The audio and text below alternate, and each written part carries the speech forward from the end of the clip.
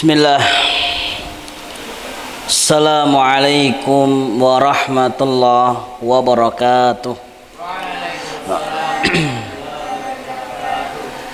Innal hamdalillah nahmaduhu wa nasta'inuhu wa nastaghfiruh wa natubu ilaihi wa na'udzu billahi min syururi anfusina wa sayyiati a'malina. Man yahdihillahu fala mudhillalah wa man yudlil fala hadiyalah. Asyhadu an la ilaha illallah wahdahu la syarikalah wa asyhadu anna Muhammadan abduhu wa rasuluh. Qala Allahu ta'ala ya ayyuhalladzina amanu taqullaha haqqa tuqatih wa la tamutunna illa wa antum muslimun.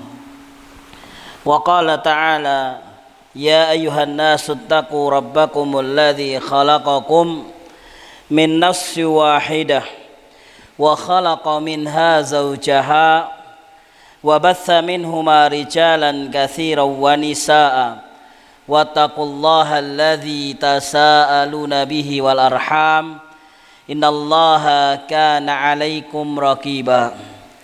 Ya ayyuhalladzina amanu taqullaha wa qulu qawlan sadida yuslih lakum a'malakum wa yaghfir lakum dhunubakum wa man yuti'illaha wa rasulahu faqad faza fawzan 'azima. Amma ba'du, fa inna asdaqal hadithi kitabullah wa khairal huda huda nabiyyina Muhammadin sallallahu alaihi wasallam wa syarrul umuri muhdatsatuha fa inna kulla muhdatsatin bid'atun wa kulla bid'atin dhalalah wa kulla dhalalatin finnar.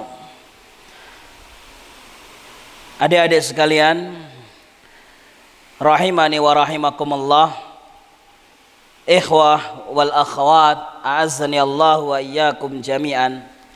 Alhamdulillah, kita bersyukur kepada Allah Subhanahu wa taala. Alhamdulillahilladzi bi ni'matihi tatimmus salihah. Setelah setahun yang lalu ya, ana hadir di sini sebagaimana kebiasaan kita setiap hari Ahad, acara taklim muhadharah. Pada waktu itu alhamdulillah Allah Subhanahu wa taala mudahkan ana hadir di hadapan atau di tengah-tengah adik-adik semuanya. Wallahi tidak ada yang membuat semangat untuk hadir di majelis ini selain daripada adik-adik sekalian adalah calon-calon penerus bangsa, yang mana kalian adalah pemuda-pemuda yang diharapkan bangsa untuk memperbaiki kebaikan bangsa. Maka daripada itu, dengan kalian dari sekarang, dari dini dipersiapkan imannya, dipersiapkan ilmunya, dipersiapkan semangatnya di dalam menuntut ilmu agama. Semoga Allah Subhanahu wa taala mudahkan, cerahkan masa depan kalian semua. Allahumma amin. Adik-adik sekalian rahimani wa rahimakumullah, salawat dan salam terhaturkan kepada Nabi kita Nabi Muhammad sallallahu alaihi wasallam, kepada keluarganya, kepada para sahabatnya, dan kepada orang-orang yang senantiasa mengikuti petunjuknya yang sabat hingga hari kiamat.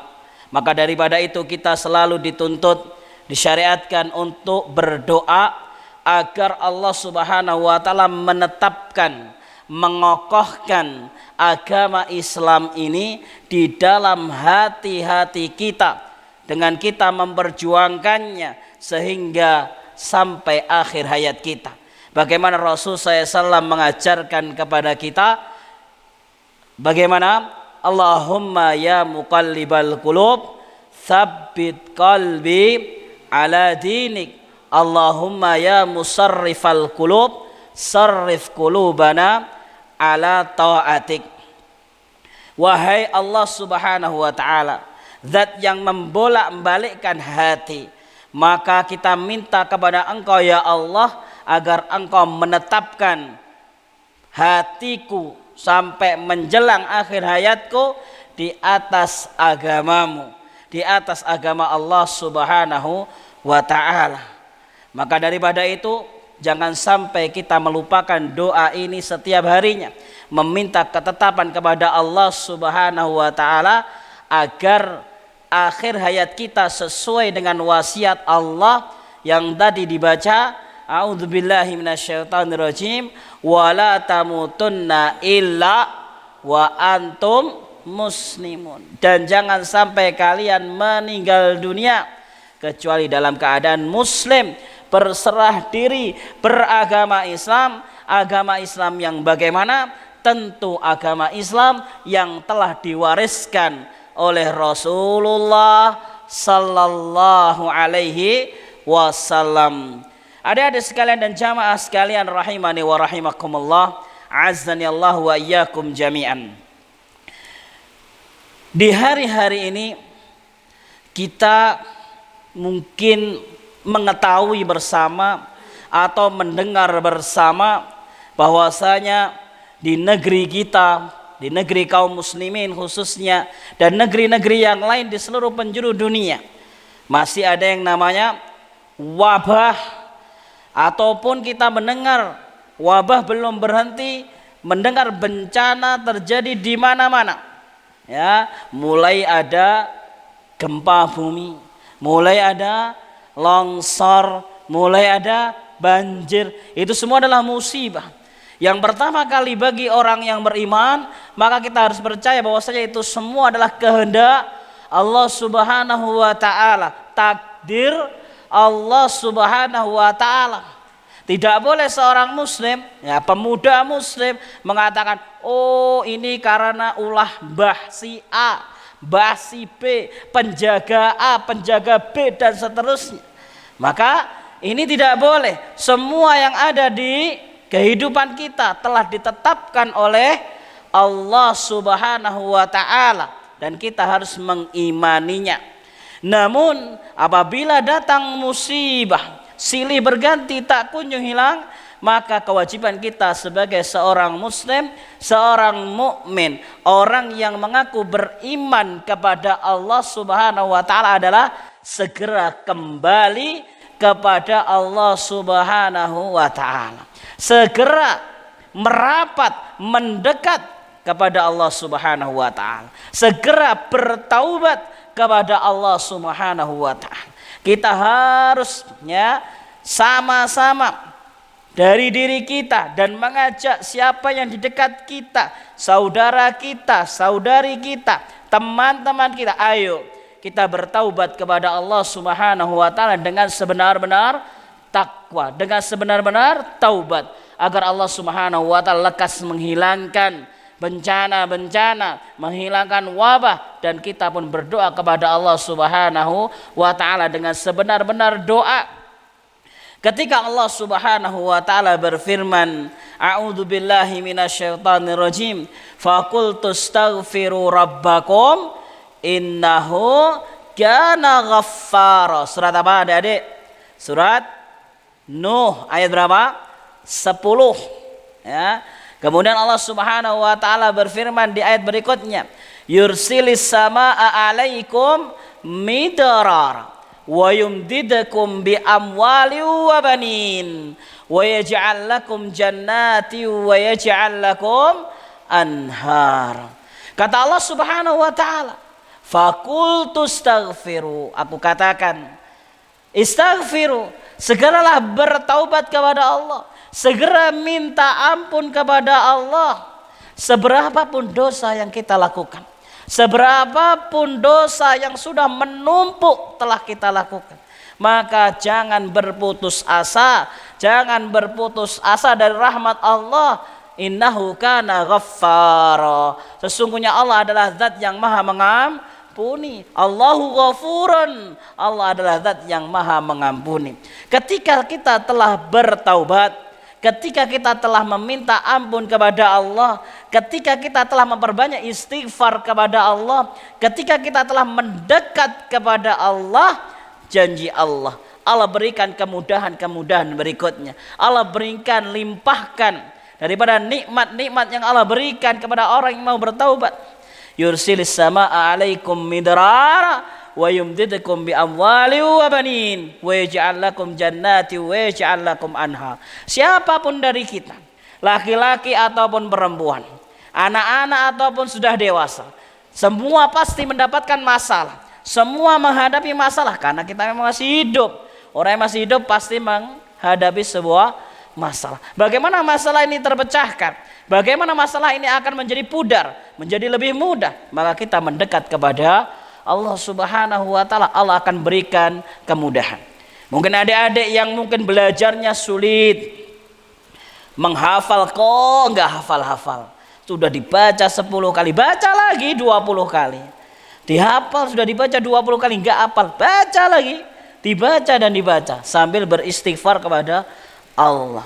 Istighfar, minta ampun kepada Allah Subhanahu wa taala.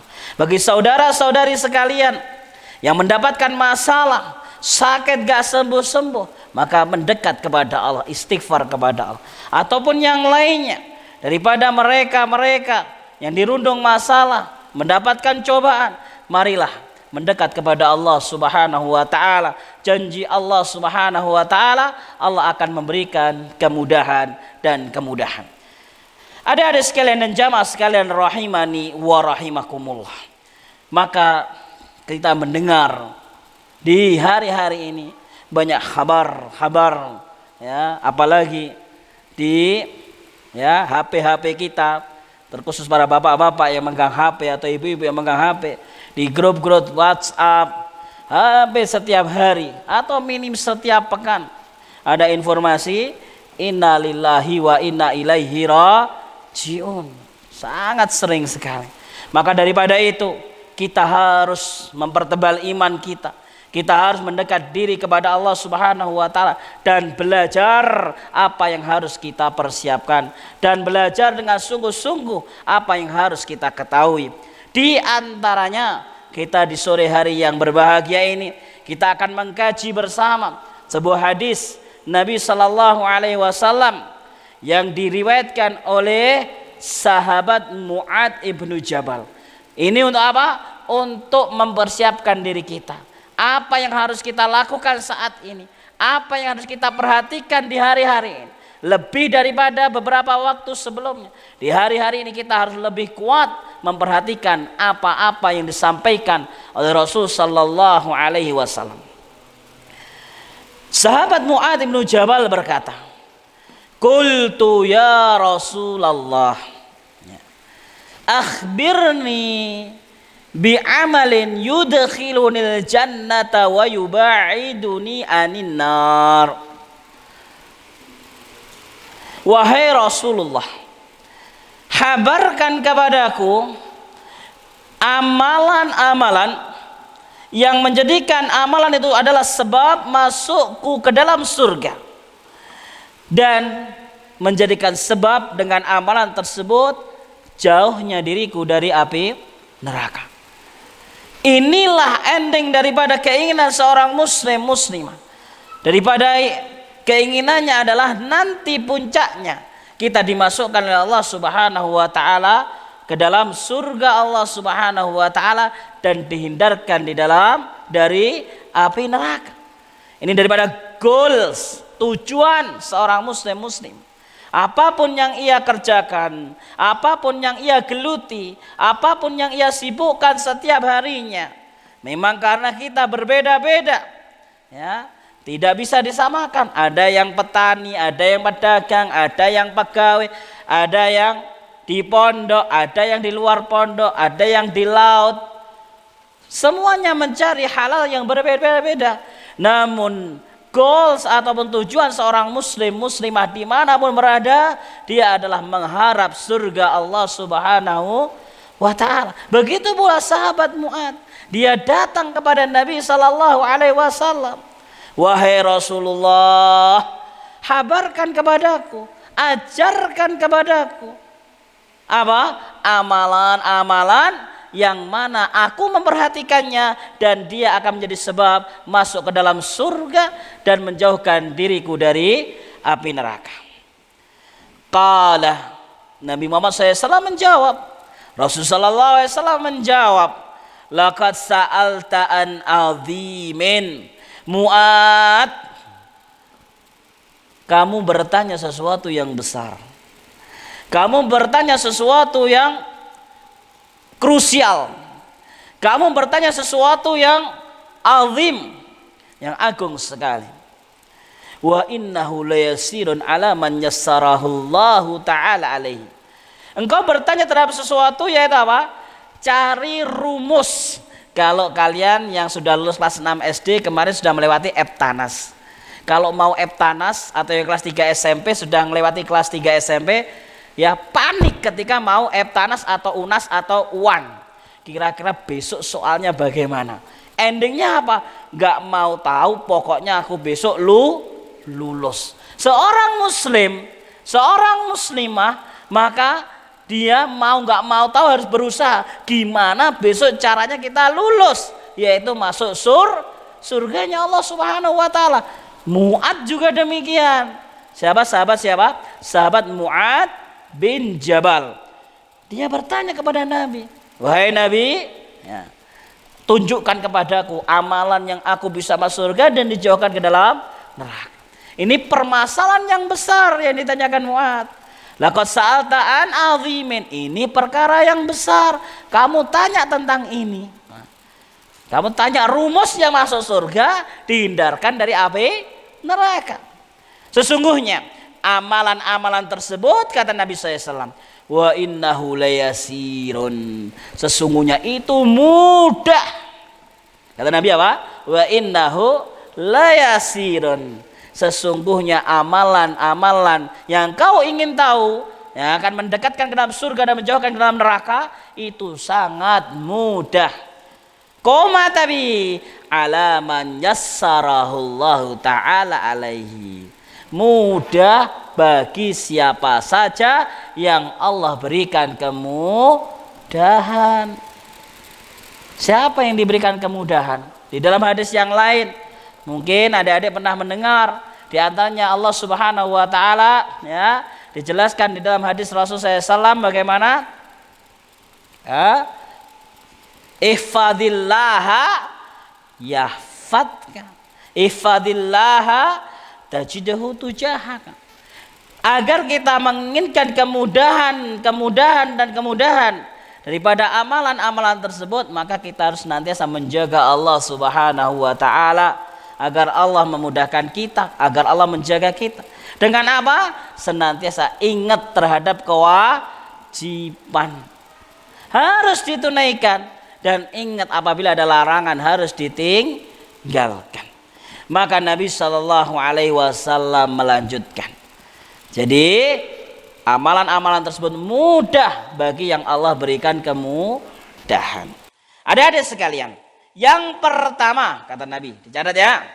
Yang pertama, amalan apa yang pertama yang menjadikan dekat ke dalam surga dan jauh dari api neraka? Kata Nabi SAW, ta'budullaha la tusyriku bihi syai'a.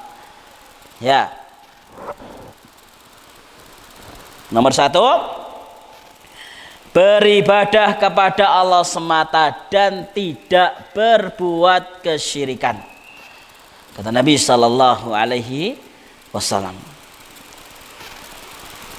Di dalam segala bentuk ibadah, ya, di dalam segala bentuk peribadatan yang dilakukan oleh seorang hamba, tidaklah boleh diberikan kecuali hanya kepada Allah Subhanahu wa ta'ala. Ada yang tahu definisi ibadah? Ayo, adik-adik, ada yang tahu definisi ibadah? Ibadah adalah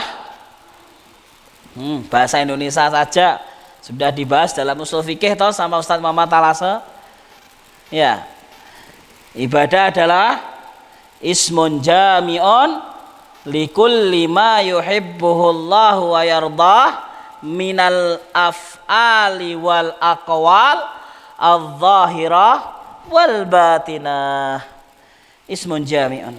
Dinamakan ibadah adalah segala sesuatu yang dicintai oleh Allah dan diridhoi oleh Allah Subhanahu wa taala. Ibadah bisa berupa perkataan, ya, lisan, bisa berupa perbuatan. Kemudian adh-dhahira wal batinah, bisa jadi dia berbentuk nampak zahir ataupun dia tidak nampak. Berarti ada 4 kriteria, ya, atau 4 bentuk: qauliyah, fi'liyah, zahiriyah, batiniyah. Ya. Perkataan, perbuatan, lahir dan batin. Apapun bentuk daripada 4 bentuk ibadah ini, ya, di dalam segala bentuknya tidaklah kita memberikan kecuali kepada Allah semata. Likulli ma yuhibbuhullah, daripada dicintai oleh Allah Subhanahu wa taala dan diridhai oleh Allah Subhanahu wa taala adalah di dalam beribadah kita memperhatikan 2 syarat ibadah. Apa 2 syarat ibadah? 2 syarat diterimanya amal, yaitu yang pertama al-ikhlas. Betul, Masya Allah, yang putri bisa. Yang kedua, putra, Masya Allah, luar biasa. Yang pertama adalah al-ikhlas, yang kedua adalah mengikuti Rasul sallallahu alaihi wasallam atau disebut al-mutaba'ah. Nah, 2 hal ini adalah syarat diterimanya amal. Kita harus mengikutinya, memperhatikannya, sehingga tadi disebut dalam kaidahnya apa? Itulah yang akan dicintai oleh Allah dan diridhai oleh Allah. Sering kita mendengar sebuah ayat dibacakan oleh para ustaz di dalam surat Al-Imran. Allah Subhanahu wa taala berfirman, a'udzubillahi minasyaitonirrajim, qul in kuntum tuhibbunallaha fattabi'uni. Katakanlah wahai Muhammad kepada umatmu, jikalau kalian mencintai Allah, maka ikutilah aku, ikutilah Muhammad sallallahu alaihi wasallam. Maka di dalam beribadah kita harus hadirkan ikhlas semata kepada Allah, dan di dalam koridor, di dalam batasan, di dalam syariat yang telah dibawa oleh Nabi Muhammad sallallahu alaihi wasallam. Karena agama Islam adalah agama yang sempurna. Agama Islam tidak membutuhkan tambahan. Agama Islam tidak membutuhkan pengurangan. Karena Allah Subhanahu wa taala sudah berfirman di haji yang pertama. Haji apa namanya? Haji yang pertama Rasulullah SAW namanya haji apa? Haji wada. Kalau haji yang terakhir, ya haji wada, haji yang pertama dan yang terakhir. Karena Rasulullah SAW haji berapa kali? 1 kali. Haji yang pertama dan yang terakhir namanya hajjul wada.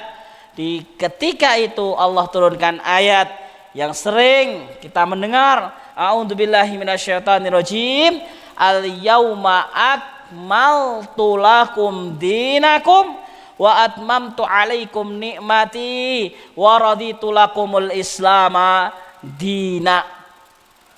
Pada hari itu sudah sempurna. Sampai hari kiamat Islam tidak membutuhkan tambahan-tambahan ataupun pengurangan-pengurangan. Nggak butuh modifikasi.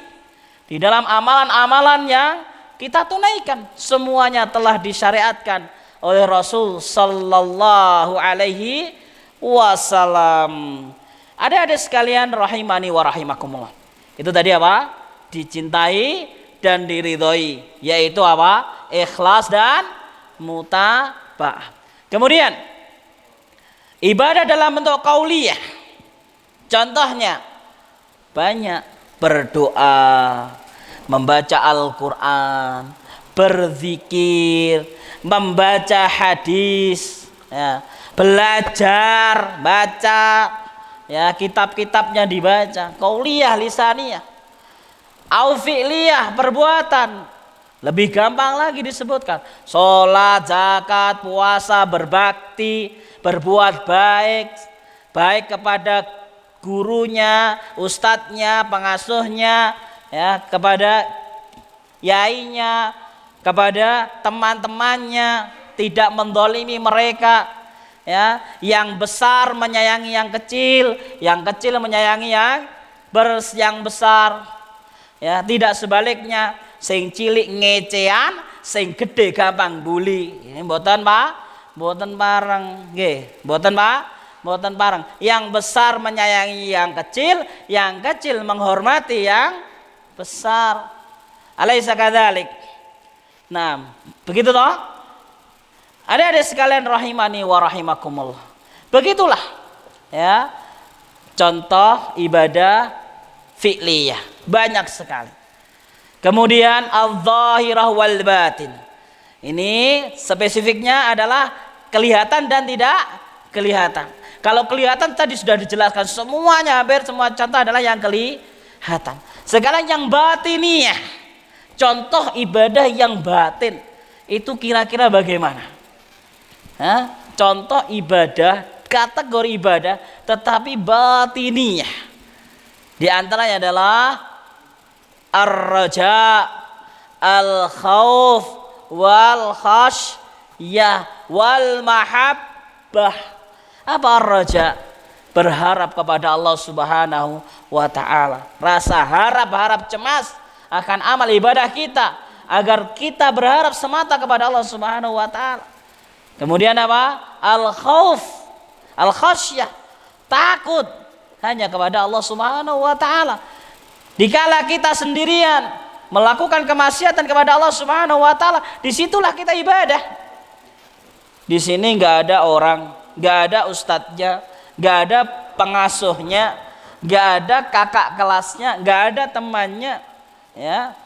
Maka dia takut kepada Allah, ini namanya adalah takut kepada Allah. Nggak kelihatan. Kemudian apa? Al-mahabbah, cinta kepada Allah Subhanahu wa ta'ala. Mencintai Allah Subhanahu wa ta'ala sehingga dia melakukan perbuatan-perbuatan yang disyariatkan, yang diwajibkan, dan meninggalkan semua yang dilarang karena cinta kepada Allah Subhanahu wa ta'ala, dan seterusnya. Maka semua aspek ibadah ini kita berikan hanya kepada Allah, ikhlas kepada Allah, la tusyrik bihi syai'an. Kemudian tidak menyekutukannya, tidak berbuat syirik. Ya, apa itu syirik? Ayo, apa itu syirik? Menyekutukan Allah secara garis pendek, yang bisa mendefinisikan beribadah kepada selain Allah. Padahal ibadah tadi adalah umum, cakupannya adalah luas. Termasuk dalam ibadah adalah menyembelih, yaitu apa? Kurban. Ya. Maka kita berkurban tidak boleh diberikan kepada selain Allah. 6. Maka syirik dalam definisinya adalah taswiyatu ghairillahi billah fima huwa min khasaisil. Menyamakan selain Allah Subhanahu wa ta'ala dengan Allah, padahal itu adalah merupakan kekhususan bagi Allah. Kekhususan bagi Allah adalah ibadah diberikan hanya untuk Allah, namun ditujukan kepada yang lainnya. Kurban, kekhususan bagi Allah, ditujukan kepada yang lainnya. Ini perbuatan kesyirikan. Kita harus berhati-hati dan berdoa kepada Allah agar kita, saudara kita, orang tua kita, pengasuh kita, ustadz-ustadzah kita dijauhkan namanya perbuatan syirik. Inna syirka la dzulmun azim. Kesyirikan merupakan dosa yang paling besar. Bahayanya Allah mengancam. Cukup 2 ayat yang kita baca di dalam kesempatan hari ini tentang masalah bahaya syirik. Yang pertama, Allah Subhanahu wa taala berfirman, a'udzubillahi minasyaitonir rajim. Innallaha la yaghfiru ay yushraka bihi wa yaghfiru ma duna dzalika liman yasha. Sesungguhnya Allah Subhanahu wa taala la yaghfir, tidak mengampuni, ya, orang-orang yang menyekutukan Allah Subhanahu wa taala dan dia meninggal belum bertaubat kepada Allah. Ya. Tetapi Allah Subhanahu wa taala masih memberikan kesempatan untuk mengampuni mereka-mereka yang tidak berbuat kesyirikan atas kehendak Allah Subhanahu wa taala. Maka daripada kita, saudara kita, walaupun mereka telah berbuat syirik, Allah masih mengampuni ketika dia masih hidup, bertaubat kepada Allah Subhanahu wa taala. Ini yang pertama, ancaman dari Allah. Ya, Allah tidak mengampuni dosa kesyirikan kalau dia tidak mau bertaubat. Yang kedua, bahayanya seorang terjerumus ke dalam kesyirikan. Allah Subhanahu wa taala berfirman di dalam ancamannya, walau asyraku la habita anhum ma kanu ya'mal. Kalau mereka berbuat kesyirikan, maka akan hangus, lenyap amal-amal yang mereka telah lakukan. Ya, sholatnya, puasanya, kebaikan-kebaikannya, deres. Ini bahayanya seorang yang terjerumus ke dalam kesyirikan. Allah Subhanahu wa taala telah memperingatkan dengan keras agar kita lebih waspada. Lebih waspada agar jangan sampai terjerumus ke dalam kesyirikan. Ini apa tadi? Yang nomor satu. Apa ringkasnya tadi? Ta'budullaha wa la tusyriku bihi syai'a. Beribadah kepada Allah Subhanahu wa taala dan tidak menyekutukan Allah Subhanahu wa taala. Singkatnya nomor satu adalah mentauhidkan Allah. Lebih singkat lagi nomor satu ini adalah perhatian kita seorang muslim menjaga dua kalimat syahadatnya. Ketika kita seorang muslim mengatakan asyhadu alla ilaha illallah wa asyhadu anna muhammadar rasulullah, aku bersaksi bahwasanya tidak ada di dalam kalimat la ilaha illallah ini ada dua rukun. Di dalam kalimat la ilaha illallah ada dua rukun, ada dua penggalan kalimat di sini, la ilaha dan illallah. Apa? La ilaha dan illallah. Dalam bahasa Arab, rukun yang pertama la ilaha, ketok ya, dianggap ketok. La ilaha namanya adalah an-nafyu. Apa? Peniadaan. Ketika kita mempersaksikan bahwasanya la ilaha illallah, tidak ada sesembahan yang boleh disembah. Ketika kita mengucapkan la ilaha, tidak ada sesembahan, siapapun, apapun bentuknya, bagaimanapun, tidak ada sembahan yang boleh disembah. Ketika kita telah mengucapkan dua kalimat syahadat, dibuang semua sesembahan selain Allah Subhanahu wa taala. Maka ketika Rasulullah sallallahu alaihi wasallam mengajarkan, menyebarkan kalimat ini, orang-orang Quraisy, orang-orang kafir Quraisy yang selama 40 tahun sebelumnya percaya dengan Nabi Muhammad sallallahu alaihi wasallam, sampai Nabi Muhammad SAW dijuluki apa coba? Al-Amin. Bayangkan, Nabi Muhammad SAW 40 tahun sebelumnya telah dijuluki Al-Amin, selama masa yang lama, ketika sebelum diangkat menjadi Nabi, mendapat julukan dari mereka Al-Amin, orang yang amanah, orang yang jujur. Namun beda ketika Nabi SAW telah diangkat menjadi Nabi dan menyampaikan kalimat ini. Mereka tidak bisa mengucapkan ini. Ketika mereka mengucapkan asyhadu alla ilaha, mereka terganjal.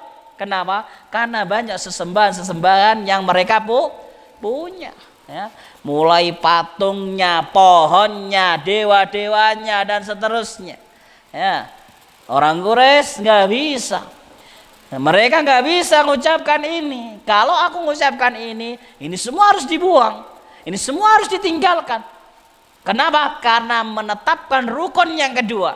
Di sini tadi la ilaha namanya an-nafyu, di sebelah kiri ada tadi apa? Illallah namanya apa? Al-itsbat. Di sini meniadakan, semuanya dibuang. Di sini menetapkan hanya satu Tuhan yang boleh disembah manusia. Siapa? Allah Subhanahu wa ta'ala. Maka begitulah orang Quraisy tidak bisa, ya. Yang mereka sesungguhnya banyak nggak bisa. Mereka ngerti. Jadi bukan sekedar la ilaha illallah, la ilaha illallah. Ketika seorang mengucapkan ini harus ngerti maknanya itu. Yaitu apa? La ma'budu bihaqqin illallah. Tidak ada sesembahan yang boleh disembah, yang berhak disembah.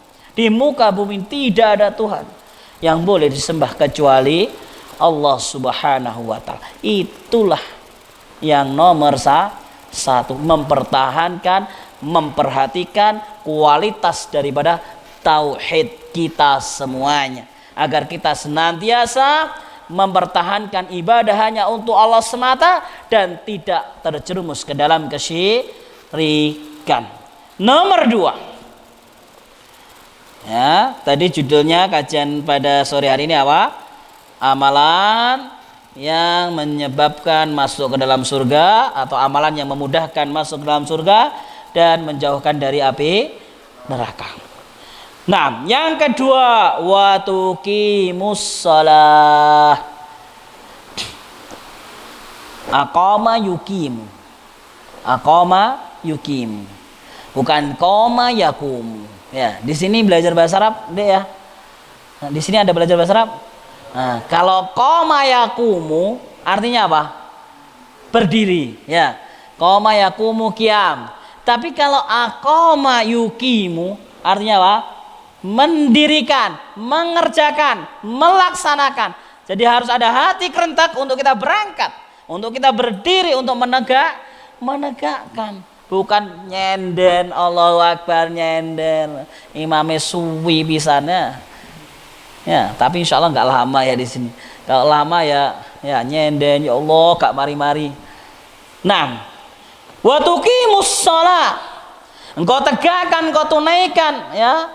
Engkau laksanakan sholat. Menunjukkan bahwa sholat itu membutuhkan apa? Hamasah. Membutuhkan apa? Semangat tinggi untuk menjaganya, ya. Kita ketahui bersama bahwasanya Allah Subhanahu wa taala berfirman, a'udzubillahi minasyaitonirrajim, innas sholata kanat 'alal mu'minina kitaban mauquta. Sesungguhnya sholat ini sudah ditetapkan waktu-waktunya. Kewajiban kita sebagai seorang muslim, sebagai umat Nabi Muhammad SAW hari ini, ya, hanya menjaga berapa waktu? 5 tok. Padahal driji kita, jari kita ada 10, ya Kak. Suruh jaganya cuma 5 tok. Jam kita ada berapa? 24 jam sehari semalam. Suruh jaga 5 lo nggak 5 jam. Diwajibkan kepadamu sholat 5 jam. Kesel saat 5 jam. Bukan. Ya. Kalau satu sholat 10 menit kali 5 berarti cuma 50 menit. 1 jam berapa? 60 menit. Nggak sampai 1 jam berarti. Dalam sehari semalam cuma untuk sholat. Nah, sangat murah sekali Allah Subhanahu wa ta'ala, ya, memberikan kepada kita. Kalau kita membaca sejarah tentang diwajibkan sholat, ya, kapan itu? Ketika Rasul Sallallahu Alaihi Wasallam diangkat oleh Allah Subhanahu Wa Taala dalam sebuah peristiwa yang disebut Al-Isra dan Al-Mi'raj. Bagaimana ketika Rasulullah Sallallahu Alaihi Wasallam pertama kali diberikan kewajiban sholat untuk umat ini berapa kali? 50 kali, bayangkan. Ya, 50 kali. 50 kali. Kita nggak bisa membayangkan. Ya Allah, sholat 5 kali aja banyak yang kurang perhatian. Apalagi 50 kali. Paling nggak ada orang sholat, ya. Karena Islam ini adalah agama yang rahmatan lil alamin, ya. Agama yang rahmat bagi semua. Maka daripada itu cuman 5 kali tok, tetapi dapat keistimewaan dari Allah. Bagaimana? Siapa yang mengerjakan, sebagaimana dijelaskan dalam hadis tersebut, mengerjakan 5 kali itu, memperhatikan yang 5 kali itu, yang namanya subuh, zuhur, asar, maghrib, dan isya, ya. Karena ada di sebagian daerah sholat wajibnya cuma 3, ya. Islam sampai hari kiamat sholat wajibnya berapa? 5, subuh, zuhur, asar, maghrib, dan isya. Ya, siapa yang melaksanakan yang 5 kali tersebut, memperhatikan yang 5 kali tersebut, maka Allah akan berikan ganjaran sebagaimana sholat pertama kali diwajibkan, yaitu 50 kali. Masya Allah, diskonnya berapa persen?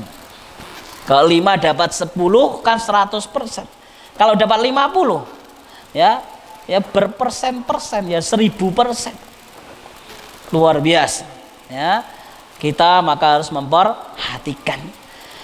Namun bahaya kalau kita kurang memperhatikan. Bagaimana Allah Subhanahu wa taala menegaskan, ya, di dalam surat apa? A'udzubillahi minasyaitonirrajim. Situ ada enggak di situ? Fawailul lil musallin. Surat apa itu? Al-Ma'un, ya. Alladzina hum an salatihim sahun. Celaka bagi orang yang sholat. Jangan dipotong sampai di sini. Loh, gue loh, ya celaka sing sholat ora sak sholat saiki lho, mboten. Fawailul lil musallin, dibaca ayat selanjutnya. Alladzina hum an salatihim sahun. Celaka orang yang sholat, kata Allah Subhanahu wa taala. Mereka adalah orang-orang yang alladzina hum an salatihim, mereka dengan sholatnya sahun. Apa sahun? Lalai. Lalai apa? Lupa. Lalai apa? Lali. Loh Ustaz, lah wong lali kok sholat? Harusnya kita bingung, ya. Kalau sampean baca bingung harusnya maksudnya piye iki? Celaka bagi orang-orang yang sholat, yang mereka sholatnya terhadap sholatnya lalai, lupa, lali. Jangankan kita, sahabat Sa'ad ibnu Abi Waqqas radhiyallahu ta'ala disebutkan datang kepada Nabi, tanya kepada Nabi sallallahu alaihi wasallam, ya, man humul ladzi, ya, siapa yang dimaksud manil ladzina an salatihim sahun, atau kama jaa fil hadis, ya, siapa yang dimaksud mereka di dalam ayat ini, alladzina hum an salatihim sahun. Qala Rasulullah SAW, atau kama qala Rasul sallallahu alaihi wasallam, humul ladzina yuakhiruna as-salata an waqtiha. Ya, maksudnya ada orang lupa yang enggak sholat, bukan, yaitu mereka orang-orang yang sholat yuakhiruna as-salata an waqtiha, tanpa adanya uzur mereka mengakhir-akhirkan sholat, nyaris keluar daripada waktunya, ya. Makanya kalau mungkin di pesantren alhamdulillah insya Allah terjaga. Mungkin pas lagi keluar sendirian atau berdua sama temennya, ya, waya sholat, ustadz gak ero lah, bahaya ini. Walaupun nanti sampai asrama sholat, wallah bahaya. Ingat ini ya, waktunya sholat, ya sholat, walaupun gak ada ustadznya, ya, sholat. Kata Nabi SAW tadi, humul ladzina yuakhiruna sholata an waqtiha, kecuali udur, dabar ngompol ya ustadz, nah, ya, pulang ke pondok dulu dan seterusnya misalnya. Ya, kalau tidak ada udzur, nggak ada darurat, maka harus memperhatikan waktu-waktu sholat. Nah, yang kedua apa? Menjaga sholat yang primer, yang pertama yang harus diperhatikan adalah menjaga sholat 5 waktu. Jamaah sekalian, adik-adikku yang kusayangi karena Allah, rahimani wa rahimakumullah. Apabila kita sudah alhamdulillah Allah mudahkan menjaga sholat 5 waktu di pondok, diperhatikan, di sini diperhatikan sholat 5 waktu, ya, diperhatikan insya Allah. Namun di dalam sholat, ya, kadangkala khusyuknya 90%, kadang-kadang ya 95%, kadang-kadang ya 80%, kadang-kadang ya, apalagi tadi belum sarapan, misalnya pagi belum sarapan, ya, siang sudah lapar, belum makan misalnya, waktunya zuhur, tinggal khusyuknya 45%. Ya itu terjadi. Ya walhamdulillah, kemarin kita dapat faedah dari Ustaz Mubarak Bang Mualim, ya, ketika ngisi di Kediri beberapa waktu yang lalu. Alhamdulillah khusyuk ini bukan menjadi syaratnya sah sholat. Lah bahaya khusyuk ini menjadi syarat sahnya sholat.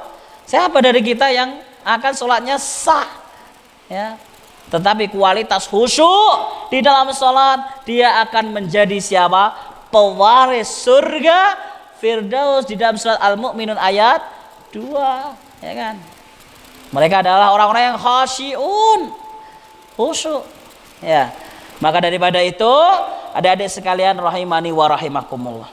Ya, kehusuan dalam sholat kita kadang naik turun di dalam presentasinya. Maka daripada itu kita diberikan tambahan oleh Rasul SAW, yaitu apa? Untuk menjaga yang namanya sholat sunnah. Ini untuk menambal sholat wajib-wajib kita yang banyak, ya, yang banyak rusaknya, yang banyak catnya. Menjaga sholat sunnah rawatib. Berapa rakaat sholat sunnah rawatib? Hah? Adik-adik, sholat sunnah rawatib yang paling utama dari sholat sunnah rawatib la iso jo sampai ketinggalan, yaitu sholat sunnah sebelum subuh yang disebut sholat fajr, yang mana Nabi SAW bersabda kama qala Rasul SAW raqatal fajri, ya, aslinya raqatani, tetapi karena mudhafun ilaih menjadi raqatal fajri khairun minad dunya wa ma fiha, kama qala Rasul SAW. 2 rakaat sebelum subuh, ya, maka ini kualitasnya ataupun, ya, ganjarannya lebih baik daripada dunia dan seisinya. Kemudian sebelum zuhur berapa rakaat? 2 boleh, atau 4, bukan 4 langsung kayak salat zuhur, ya, jangan sampai keliru ketika membahas salat sunnah. 4 rakaat sebelum zuhur sholatnya seperti sholat duhur, atahiyat pertama kemudian berdiri, bukan. Tetapi apa? 2 rakaat salam kemudian berdiri lagi, jangan sampai keliru. Nanti sholat duhur itu atahiyat kemudian berdiri rakaat ketiga, bukan, ya, dipisah dulu. Kemudian sholat sunnah 2 rakaat setelah zuhur, kemudian 2 rakaat setelah maghrib, kemudian 2 rakaat setelah isya. Adapun bagaimana Ustadz dengan sebelum asar, sebelum maghrib, sebelum isya? Kita ada niat sholat sunnah yang lainnya, 2 rakaat setelah wudhu misalnya, atau atahiyatul masjid, atau sholat di antara 2 adzan. Maksudnya apa? Antara adzan dan iqamah. Terkhusus sholat sunnah sebelum asar. Telah datang sebuah hadis Nabi SAW, Allah akan merahmati mereka-mereka yang bisa menunaikan 2 rakaat sebelum asar. Ya, ini merupakan keistimewaan tambahan yang kita ketahui, sehingga kita memperhatikan sholat-sholat sunnah pengiring daripada sholat-sholat wajib. Kemudian sholat sunnah yang terbaik adalah diantaranya adalah sholat malam, sholat tahajud, minimal bangkong, ya, 3 rakaat sebelum masuk subuh. Subuhnya jam 4, yus gak tangnya jam 4 kurang seperempat, ya, tangi jam 4 kurang seperempat, wudhu, sholat 3 rakaat, minta kepada Allah. Opo ae sampean minta kepada Allah. Tapi kalau bisa lebih daripada itu, alhamdulillah, ya. Bangun setengah 4, alhamdulillah. Bangun jam 3:15, alhamdulillah. Nah, tapi jangan sampai, ya, jangan sampai ini juga diperhatikan. Sholat malamnya sregep 11 rakaat, ya, waktunya adzan nyelempet di bawah kolong, ya, nyelempet di bawah apa? Ranjang tidur subuhnya nggak ikut. Ini juga bahaya, namanya waswas syaiton, ya.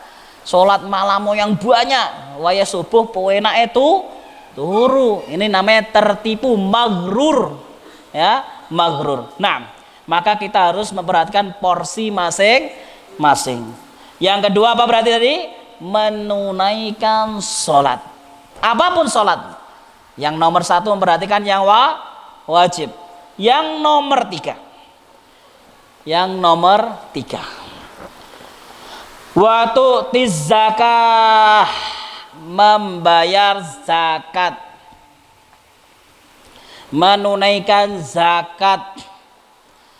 Ketika dibahas seperti ini, zakat yang dimaksud ada zakat secara umum, zakat mal bagi mereka yang dititipi harta oleh Allah Subhanahu wa taala, bukan hanya zakat fitrah. Karena sebagian orang memahami rukun Islam yang ketiga, membayar zakat adalah zakat fitrah. Kapan zakat fitrah ditunaikan? Sebelum sholat Idul Fitri.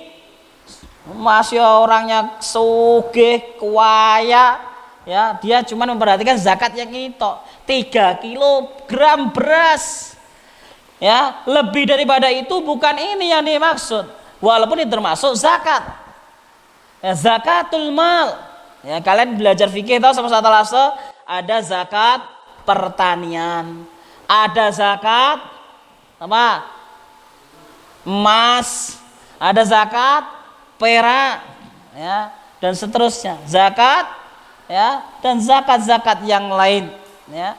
Pertanian tidak semua dihitung, ya, tebu dihitung enggak, ya, makanan pokok. Kemudian di sana ada juga zakat peternakan, enggak semua dihitung, ya. Peternakan yang dihitung zakat, dikeluarkan zakat peternakan adalah kambing, sapi, dan unta. Ustadz, saya pengen jadi pengusaha peternak ayam, ada zakatnya enggak? Nanti dihitung apabila mencapai nisabnya emas, ya. Tapi bukan dihitung kalau 1000 ekor ayam zakatnya 5 ekor ayam, bukan, ya. Itu nanti penghitungan apa? Kambing, sapi, sama unta. Adapun peternakan yang lain, peternakan ayam, peternakan angsa, mentok, lele, nanti dikruskan di dalam, ya, zakat emas, ya. Berapa zakat emas? Berapa gram? Hah? Berapa gram zakat emas? 80? 85, 86, ikhtilaf, ya. Yang paling selamat ya 85. Ada yang mengatakan 86. Wallahu a'lam. Dan seterusnya. Kita harus belajar tentang masalah ini agar ngerti, bisa menghitung. Nah, maka mereka yang Allah Subhanahu wa taala titipkan harta kepada mereka harus ingat Allah Subhanahu wa taala berfirman, a'udzubillahi minasyaitonirrajim, wa fi amwalihim haqqum ma'lum. Ya, di dalam harta-harta mereka ada hak-hak yang harus ditunaikan. Ya, ada hak-hak yang harus ditunaikan. Ya. Semoga Allah Subhanahu wa taala memberikan taufik kepada kita semuanya. Yang keempat, Quran 2. Sebenarnya banyak. Hari ini kita bahas 5 saja. Yang keempat, wa tasumu ramadhana. Hari ini tanggal 17 Jumadil Akhir. Kemudian setelah Jumadil Akhir, Rajab, bahasa Jawanya Rejab, Bano, Muharram, lah tahun baru. Habis Rajab, Sya'ban, bahasa Jawanya Ruwah, ya. Sya'ban atau Ruwah, terus Ramadan, poso 2 bulan plus 12 hari, ya. 2 bulan tambah 12 atau 13 ya. Ya Allahumma balighna Ramadan, Allahumma amin. Ya, Ramadan sudah dekat. Ya, Ramadan sudah dekat, kita memohon kepada Allah agar Allah sampaikan kita di bulan Ramadan. Bukan hanya nyampe tok, tetapi bagaimana kita mendapatkan kualitas ibadah di dalam bulan Ramadan. Wa tasumu Ramadhana, yang keempat ini, puasa Ramadan. Mas, Mbak, adik-adik semua, Ramadan ini, ya, kalau tadi kita sebutkan, ya, Jumadil Akhir, Jumadil Awal, Jumadil Akhir, Rajab, Sya'ban, Ramadan, Syawal, Dzulqa'dah, Dzulqa'dah, Dzulhijjah. Maka Ramadan inilah ismun min asma'i syuhur, min asma'i asyhur, merupakan nama daripada nama-nama bulan. Kalau disebutkan puasa Ramadan, berarti puasanya sebulan. Kalau disebutkan puasa Senin, puasanya hari Senin. Kalau disebut puasa Ramadan, berarti ini puasa sebulan. Ya, Jangan disalahpahami puasa Ramadan sing penting telung dino pertama poso, telung dino terakhir poso. Nah, ini bukan puasa Ramadan. Namanya puasa Ramadan ya sebulan penuh. Ada dua ya, yaitu apa? Kalau enggak 29 hari ya 30 hari. Tergantung bulannya. Tidak ada ya Ramadan 31 hari seperti bulan Januari. Hari ini tanggal berapa? 31 Januari 2021. Bulan Ramadan tahun ini 31 hari. Tidak ada. Karena kalender Hijriah, kalender Komariah ini sampai 30. Tanggal 29 Sya'ban atau tanggal 29 Ramadan, kalau kelihatan hilalnya maka besok adalah Syawal atau Lebaran. Ya, kalau tanggal 29 tidak kelihatan maka besok puasalah lagi, genap menjadi 30 hari. Jadi kalau ada yang tanya atau ada yang bilang saya puasanya kok 10 hari, nah 10 hari kok Ramadan, saya puasa 31 hari, lah ini kok tambah oke men. Nah, Ramadan pilihannya cuma dua, kalau enggak 29 ya 30. Kadang setiap tahun tidak sama atas kehendak Allah Subhanahu wa taala.